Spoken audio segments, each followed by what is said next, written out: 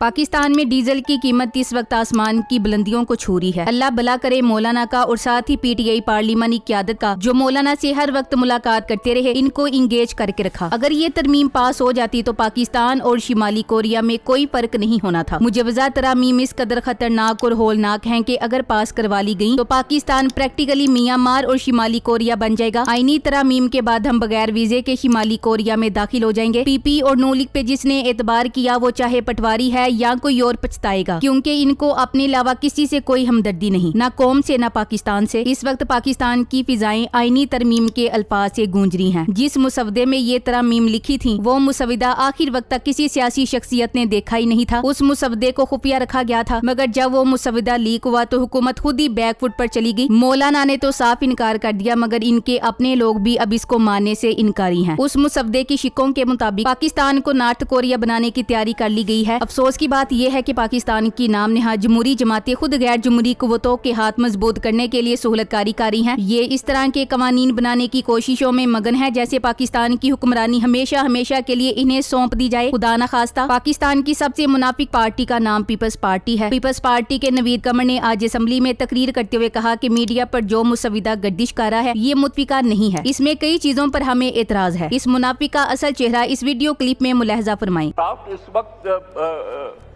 Circulate कर रहा है या मीडिया पे है, to be honest this is not consensus draft.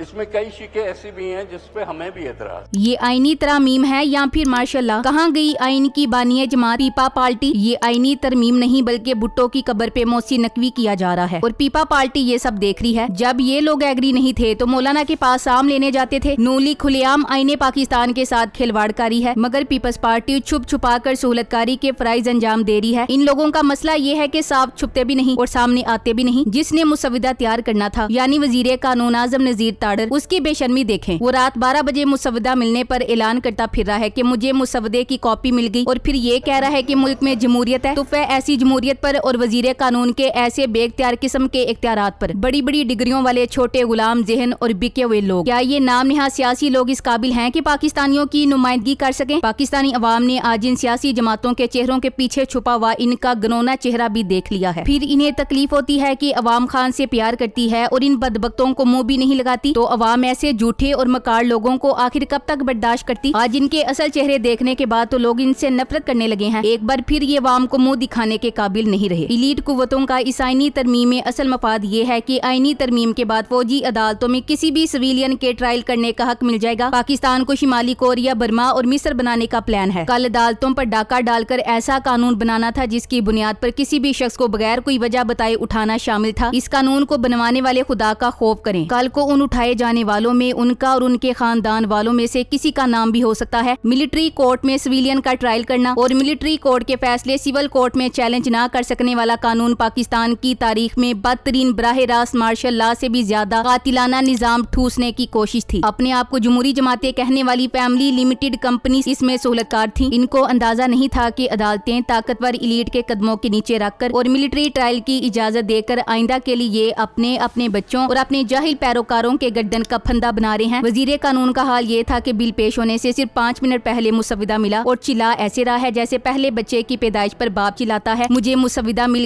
गया। बुग़्ज़े इमरान में ये अपनी गर्दनें फंदे में डाल रहे हैं। आईनी तरमीम का खुलासा ये है कि ये एक मुस्तकिल मार्शल लॉ होगा। पहले तो जिया मुशर्रफ वगैरह ने अपने लिए मार्शल लॉ लगाए। इस बार एक आला ओहदेदार कितनी भी एक्सटेंशन ले, इसके जाने या मरने के बाद अगले वाला वही मार्शल लॉ जारी रखेगा। नीचे डमी सियासी हुकूमत होगी जो इनकी मर्जी से आएगी। अदलिया भी इनके मनपसंद जजों पर मुश्तमिल होगी, यानी सिविल अदालतें भी मिलिट्री कोर्ट्स बनेंगी। इसके बाद कोई आजाद पार्लियामेंट नहीं बना सकेगा जो कानून साजी करके इस मार्शल लाई कवानीन को पार्लियामेंट के जरिए खत्म कर सके, यानी लाइफ टाइम मार्शल लॉ होगा। अगर आपने म्यांमार, शिमाली कोरिया या मिस्र का मॉडल पढ़ा और समझा है तो पाकिस्तान में इन तरमीम के बाद वैसा ही मॉडल राइज होगा। शख्स वाहिद हकीकत में एक बादशाह होता है। नीचे जमहूरी हुकूमत के लिबास में उसके दरबारी होंगे जो दुनिया को दिखाने के लिए होंगे। इस मॉडल पर अमरीका की मौजूदा हुकूमत भी राजी है, क्योंकि वो बराह रास्त मार्शल लॉ आलमी دباؤ کی وجہ سے سپورٹ نہیں کر سکتا، انہیں ہمارے ہاں جمہوریت کی قمیض میں ڈکٹیٹرشپ اور مارشل لا قابل قبول ہے۔ ترمیمی بل 15 ستمبر کو ہونا تھا مگر نہیں ہو سکا اور اسے کل کے لیے موخر کر دیا گیا۔ اس کا واضح مطلب تھا کہ ان کے ووٹ پورے نہیں۔ پی ٹی آئی کو پشاور ہائی کورٹ میں سینٹ الیکشن کے حوالے سے پٹیشن دائر کرنی چاہیے کہ کے پی کے اسمبلی کے الیکشن نہیں ہوئے، سینٹ نامکمل ہے، اس لیے سینٹ کے الیکشنز کروائے جائیں۔ اس وقت تک سینٹ سے کوئی قانون سازی نہ کی جائے جب تک کے پی کے سے جواب واپس نہ مل جائے۔ دوسری طرف پی ٹی آئی اسلام آباد ہائی کورٹ میں اپنے غائب اراکین اسمبلی کے حوالے سے درخواست دائر کریں کہ ان کو اغوا کر کے زبردستی ووٹ ڈلوانے کی کوشش کی جائے گی، اس لیے ہائی کورٹ انہیں برآمد کرنے کا حکم دیں اور ان کے زبردستی ووٹ دینے کو غیر قانونی قرار دیں۔ تیسری طرف سپریم کورٹ میں یہ پٹیشن ڈالیں کہ ہماری مخصوص نشستیں نہیں دی جا رہی ہیں، کے پی کے میں سینٹ الیکشن نہ ہونے کی وجہ سے سینٹ نامکمل ہے، اس لیے سینٹ میں کسی بھی آئینی قانون سازی کو روکنے کا حکم دے کر کے پی کے میں سینٹ انتخابات کروائے جائیں۔ کل پورا دن سلمان راجہ اس حوالے سے انتھک کام کر رہے تھے، اب موقع ملا ہے، چھکا لگا دیں۔ ججز تیار بیٹھے ہیں، فوری ہی سن کر عمل درآمد کروائیں گے، پھر یہ اپنا ترمیمی بل کا مسودہ ہاتھوں میں لے کر گھومتے رہیں۔ 18ویں ترمیم کے تحت نئے چیف جسٹس پر صرف سینیورٹی پرنسپل ہی لاگو ہوتا ہے، ایسی پارلیمنٹ کو آئین بنانے کے 50 سال بعد اہم ترامیم کرنا 2024 میں یاد آیا۔ اتحادی جماعتوں اور حکومتی اراکین اسمبلی کو کچھ پتا ہی نہیں تھا کہ آئینی ترمیم کا مسودہ کیا ہے، سب بے خبر تھے، کوئی بحث نہیں ہوئی، صرف 4 لوگوں کو پتا تھا کہ کیا آ رہا ہے، باقی سب کو اتنا حکم تھا کہ جو آ رہا ہے اس پر ووٹ دینا ہے تم نے، اور ظاہر ہے فارم 47 والوں کی اتنی ہی اوقات ہے۔ یہ پاکستان کی تاریخ کی پہلی ایسی آئینی ترمیم ہے کہ جس کے مسودے سے بھی پارلیمنٹ کا دور دور تک کا کوئی تعلق نہیں۔ آئینی ترمیم پاس کرنے کا بھی ایک جمہوری انداز ہوتا ہے، سب سے پہلے اسے کابینہ میں پیش کیا جاتا ہے اور ان سے منظوری لی جاتی ہے، پھر اس آئینی ترمیم کا مسودہ تمام پارٹیوں کو بھیجا جاتا ہے تاکہ وہ اس پہ غور کر لیں کہ کیا ترمیم ہوگی اور اس کے اثرات کیا ہوں گے، پھر پارلیمنٹ میں اس پہ بحث ہوتی ہے، جن کو خدشات ہوتے ہیں وہ ظاہر کیے جاتے ہیں، جو فوائد ہوتے ہیں وہ واضح کیے جاتے ہیں، آئین کی حیثیت پہ بات ہوتی ہے۔ اگر دونوں جانب سے بحث و مباحثے کے بعد کسی نتیجے پہ پہنچ جاتے ہیں تو پھر مسودے میں تبدیلی کر کے دوبارہ لایا جاتا ہے، اگر نہیں تو پھر اس پہ ووٹنگ ہوتی ہے۔ یہاں ایک عجیب تماشا بنا ہوا ہے، کل رات 12 بجے تک آئینی ترمیم کا اپوزیشن تو دور حکومت کو بھی نہیں پتا تھا، ترامیم پارلیمان میں تو کیا کابینہ کے سامنے بھی نہیں لائی گئی تھی، طے یہی ہوا تھا کہ کابینہ کا 1 گھنٹے پہلے اجلاس بلا کر منظوری لی جائے گی اور پھر سیدھی پارلیمنٹ میں گنتی شروع کر دی جائے گی۔ کسی ممبر کو ترامیم کے بارے میں کچھ بھی نہیں پتا تھا، انہیں بس اتنا بتا دیا گیا تھا کہ ترامیم کے حق میں ووٹ دینا ہے۔ اسی سے اندازہ لگا لیں کہ ہماری پارلیمنٹ ایک ربڑ سٹیمپ بن چکی ہے۔ حقیقت یہ ہے کہ یہ آئینی ترمیم کم، آئین کا گینگ ریپ زیادہ ہے۔ متوقع آئینی ترمیمیں ایک ایسی خطرناک ترمیم بھی ہے جو اغوا اور مسنگ پرسن کرنے کے جرم کو لیگلائز کر دے گی۔ اس آئینی ترمیم میں کہا گیا ہے کہ سیکیورٹی فورسز اور پولیس کو یہ اختیار ہوگا کہ اگر کوئی شخص فوج پر کسی قسم کی تنقید کرتا ہے تو FIR کے بغیر 6 مہینے تک اس کو ریاستی ادارے تحویل میں رکھ سکتے ہیں۔ شاید اسی لیے مولانا ڈر گئے ہیں۔ اب آپ خود اندازہ کریں کہ یہ مارشل لا نہیں تو اور کیا ہے۔ پاکستان کا درد رکھنے والے پاکستانیوں کو سمجھنا چاہیے کہ آپ کے حقوق سلب کرنے والے کوئی بیرونی دشمن نہیں، آپ کے حقوق یہ غیر جمہوری قوتوں سے مل ملا کر سلب کرنے والے ہیں۔ جو جج ضمیر فروش نہیں تھے اور آئین کی حفاظت پر ڈٹ گئے تھے، اب ان کے ہاتھ پاؤں بھی باندھ دیے جائیں گے، کیونکہ عدلیہ میں بھی من پسند افراد بڑھتی ہوں گے۔ شریف اور زرداری خاندان تو اپنے جرائم اور دولت چھپانے کے لیے بوٹ چاٹ اور سب کچھ کرنے کو تیار ہیں۔ باقی ممبران پارلیمنٹ کو تو تھوڑی بہت حیا کر لینی چاہیے کہ وہ اس ملک کا عوام اور سب سے بڑھ کر اپنے ساتھ کیا کرنے جا رہے ہیں اور اس طرح کی ترامیم سے انکار کر دینا چاہیے۔ ملک میں طوائف الملوکی کا دورہ ہے۔ تاریخ نے لاہور کی ہیرا منڈی کی طوائفوں کے کردار کو اس وقت کے نوابوں اور جاگیرداروں کی نسبت کہیں شاندار بتایا، لیکن ہماری یہ پارلیمنٹ کی طوائفوں کا کردار کس قدر گٹیا ہے کہ وہ اسٹیبلشمنٹ کے سامنے سر اٹھانے کی جرات ہی نہیں کر پا رہے۔ ہمارے تمام گٹیا کردار سیاستدان ابھی بھی ان منافق لوگوں کی سپورٹ کرتے ہیں جو 2-4 سالوں کی کرسیوں کی خاطر ہم پاکستانیوں کو توق اور زنجیریں پہنانے کے لیے راضی ہیں۔ سچ ہے کہ اس قوم کا حاکمی فقط اس کی سزا ہے۔ سلمان اکرم راجہ نے کہا کہ ہم پاکستانی اپنی تاریخ کے سیاہ ترین دور سے گزرے ہیں۔ آئینی ترامیم کا مقصد ایک قوم کے عقائد کی عکاسی کرنا ہوتا ہے، نہ کہ محکوم عدلیہ کے ذریعے جمہوریت کو زیر کرنے کی چالیں چلنے کا۔ ہم دیکھ رہے ہیں کہ کس طرح آئین کے ساتھ دھوکہ ہو رہا ہے۔ افسوس کچھ ججز اس فراڈ کو بخوشی قبول کر لیں گے اور ان الفاظ میں سچائی ہی سچائی ہے، جسے سن کر پاکستانیوں کے سر شرم سے جھکے جا رہے ہیں۔ البتہ وکلا تحریک نے ان ترامیم کے خلاف اعلان جنگ کر دیا ہے۔ Thanks for watching. اللہ حافظ۔